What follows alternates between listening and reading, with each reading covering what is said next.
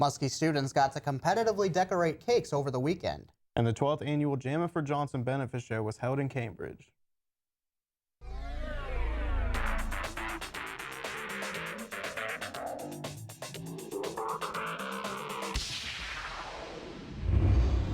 Good evening and welcome to this edition of the Muskie Daily. I'm Chris Morgan. And I'm Zach Vinsky. In today's news, we have an update on the bacterial meningitis case on campus. According to Susan Fracker of the Muskingum University Wellness Center, the 19-year-old student has recovered from the disease. Fracker says the incubation period for the bacteria is expired for anyone who may have been in contact with the unnamed student. She says there is relatively no risk of contracting the illness, as those who may have been in contact with the student have all been treated with prophylactic medication. New Concord will be getting new features added to Main Street. Decorative street lights, benches, and crosswalks will be added to the existing ones. The changes are being funded in part by the Transportation Enhancement Grant or Alternative Writing Grant.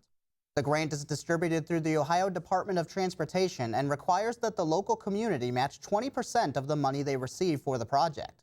New Concord has to match $40,000 to reach the 20% mark of what was donated.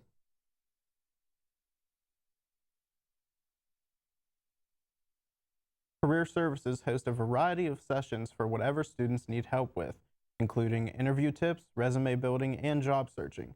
Career Services also holds several events specifically designed for graduating seniors. Seniors can participate in mock interviews March 15th and 17th, as well as Career Week from March 15th through April 1st. More information about what senior students need to do before graduation can be found on the Career Services webpage.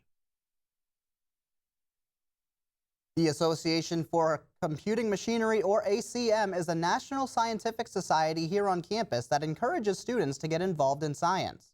Recently, they completed a semester-long project creating their very own arcade machine. The project was planned out around a year ago and has already been in talks about working on a new project. The new project would be constructing a device to charge electronic devices wirelessly. They also talk about holding an event on the quad where students would have the opportunity to take their rage out on computers. For those who are interested in joining ACM, they have meetings in the Boyd Science Center, room 203, every Tuesday at 11. Let's get back tonight telling this story. To get back to O'Neill and the incredible complexity, emotional complexity of each of these characters. Muskingum University's latest theater production of Eugene O'Neill's All Wilderness opens this week. Directed by visiting instructor of theater Jimmy Bohr, the audience takes a step back in time to 4th of July weekend 1906. Set in a small town of Connecticut, the classic comedy depicts small town values and the change of being an up-and-coming adult while being in love. The cast includes Tim Pollock of New Concord as Nat Miller, Junior Olivia Brown as Essie, and Junior Adam Livingston as Richard, among several others. The show opens Thursday and runs through Sunday. Showtime for Thursday through Saturday performances is 8 in the evening, with Sunday's show opening at 2. Tickets for the public are $5, available at the door or by calling the theater box office. Coming up after the break, we'll have the latest on the big concert happening in April. And all the information you need on the new Concord block party. We have the music. We have the cameras. We have the talent. Orbit Media, where the magic happens. On the story. On the quad. On the scene. This is the Muskie Daily. Every 2 years, Muskingum University puts together a free concert for students known as the Big Concert. The Big Concert brings a noteworthy and recognizable artist to perform on Muskingum's campus. This year, the Muskingum student body voted to have a country artist perform. Students were then asked to vote on OrgSync who they wanted to perform. The artist with the most votes for this year's Big Concert was Easton Corbin. Muskingum Programming Board hosted their 5th annual Cake-tacular event this weekend. Cake-tacular is a cake decorating competition in which students are teamed up and given a plain cake and various colors of icing. Students have to decorate the entire cake in 45 minutes to fit the theme chosen by MPB. This year's theme was in honor of President Ann Steele as her retirement in May draws closer. President Steele was even called in to be a judge for the competition. By the end of the event, President Steele had given a brief speech and had declared that everyone had won. Love Your Melon is giving individuals across the country the opportunity to help children in America battle through cancer through the purchase of knit caps. Every time someone buys a hat through the organization then gives a hat to a kid battling cancer. To purchase a hat, individuals can go to Love Your Melon's website, select which hat they want to purchase. Then at the end of their selections, they would choose Muskingum University from a drop-down menu. Due to the large amounts of hats that have been sold out, individuals can pre-order hats before their release date. The crew's goal is to sell 100 hats over the course of the school year. For the 12th year, the annual Jammin for Johnson benefit show raised money for the Buck Johnson Music Scholarship Fund. Orbit Media News correspondent Marty Kurtz has more on the story.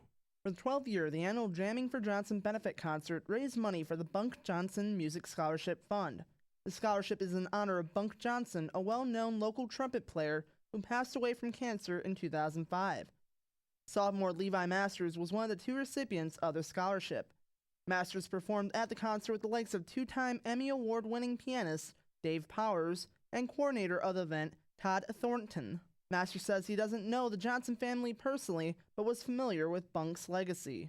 It really makes me want to try harder as a music student, as a music education student, just in general with everything that I'm going to be learning at Muskingum. Piano even, which I've never actually had any interest in before, but now that I'm there and I've got the scholarship, I've got all of the music things that are helping me, I actually want to try more than I ever really did back in high school. As all the musicians came together to honor Bunk Johnson, they also enjoyed themselves throughout the evening. Bunk's daughter, Alicia Thornton, says that she was happy with the turnout to honor the legacy of her father. He was very passionate about his music. He was very passionate about his family. And he loved Cambridge, Ohio. He really did.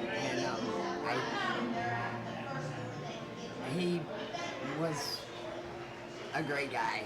And anybody who knew him will tell you that. The event raised around $2,500 for the Bunk Johnson Scholarship Fund for this year. For Orbit Media News, I'm Marty Kurtz. New Concord Boy Scouts of America leader Mike Brooks is hosting a block party on Monday. The event will be held at the New Concord Elementary School from 2 in the afternoon until 6. Various activities will be offered, such as a fire building competition, archery, and a canoe obstacle course. Events will be split between inside and outside. Brooks says that any age will enjoy the event. Anything from 1 to 111. I don't care how old you are, you're going to have fun if you come out. So just come on down and have a good time. And we'll have some hot dogs there to roast over the fires after the fire building competition. And like I said, I think it's just going to be a lot of fun for everybody. We'll be taking a short break on the Muskie Daily, but don't go anywhere because when we return, we'll be taking a look at the weather. We'll be right back. This is Will Mullins, and I want to encourage you to watch Chapel on Orbit TV Friday, Saturday, and Sunday at 5 p.m. and 10 p.m. Thanks. Find out what decisions are being made at Student Senate that could affect your campus organization by tuning into Orbit TV on Tuesdays at 11 in the evening, and again on Wednesday through Sunday at 10 in the morning and 6 and 11 in the evening.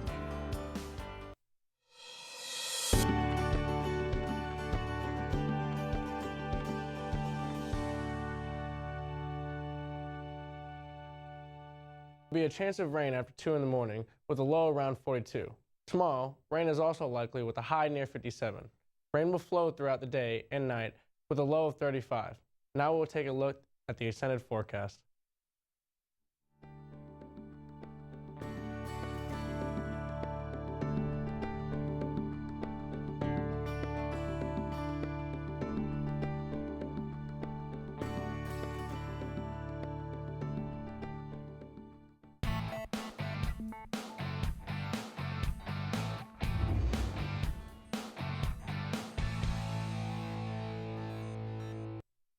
The 2016 season came to an end for the Muskie basketball Saturday. The men took on John Carroll on the road in Stadium Heights, falling 99-76. John Keys led the Muskies with a double-double with 17 points and 12 rebounds. The men had trouble with ball security in the game, turning it over 25 times against the Blue Streaks. John Carroll scored 25 points off those turnovers to down the Muskies. The men end their season with a 6-19 overall record with a 3-15 mark in the OAC. The Muskie women dropped a tough overtime decision to John Carroll in the Rec Center Saturday, falling 63-62. Mallory Terrell led the way for the Muskies with the 26 points and 8 rebounds on the night. The Muskies led by 1 and had possession with 31.4 seconds left in the overtime period, but decided to try and get the ball inside for a shot with 15 seconds left instead of running down the clock. John Carroll, Shmoo Pryor, grabbed the miss and drained the game winner to end the Muskie season. The women finished at 5-20 overall and just 1-17 in conference play. The Muskie women's lacrosse season gets started on Saturday when they take on Thomas More at home. Ashley Adams and the Muskies look to start off the 2016 campaign with the first win in program history after going 0-13 last season. The team will be under new direction this season as Taryn Burkholder was named the new head coach over the summer when former coach Rachel Cibolis left after one season. You can hear the Muskies season opener live on WMCO 90.7 with pregame coverage starting at 1:30 in the afternoon. We'll be right back, but don't go anywhere because when we return, Aaron and Matt will be back from another 1-minute review. Stay tuned to the Muskie Daily. We have the music. We have the cameras. We have the talent. Orbit Media, where the magic happens. On the story. On the quad. On the scene. This is the Muskie Daily. On today's 1-minute review, our experts Matt Triola and Aaron Eno review the final trailer for Batman vs. Superman, Dawn of Justice. Hey guys, it's Tree. And DJ Ace. Today, we're talking about Batman vs. Superman, Dawn of Justice. Yes, we are, because the trailer came up. So the first half of this trailer really featured heavily on Batman and Alfred interacting with each other, Jeremy Irons as Alfred and Affleck as the new Batman. It was a pretty cool interaction about being old. And I really liked, Batman's fighting scenes with all the little small-time crooks and stuff in the warehouse, and he ends up throwing a guy into the floor. It's kind of funny, but it was kind of funny to see. It looked a lot like the Arkham games. Yes, the music was also really cool, kind of rockish. Yeah, which is you don't really see much anymore right now because it's mostly just timed it up with the frames. Yes, and also Wonder Woman, of course, looks spectacular. And then probably the biggest part of this trailer was the end scene where Superman's throwing a punch at Batman in the armored batsuit, and he blocks it and stops it, and Superman is like completely surprised as to why his punch isn't working. Yeah, I laughed because I thought it was fantastic.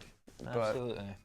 That's 1 minute. All right, so that's it for today, guys. Yeah. See ya. See you later.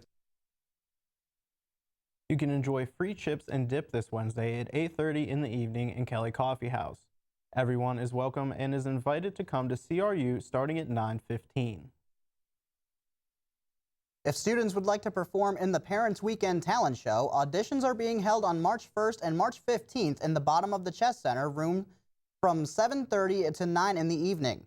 If you would like to sign up for an audition time or have any questions, you can contact Martin Vajan.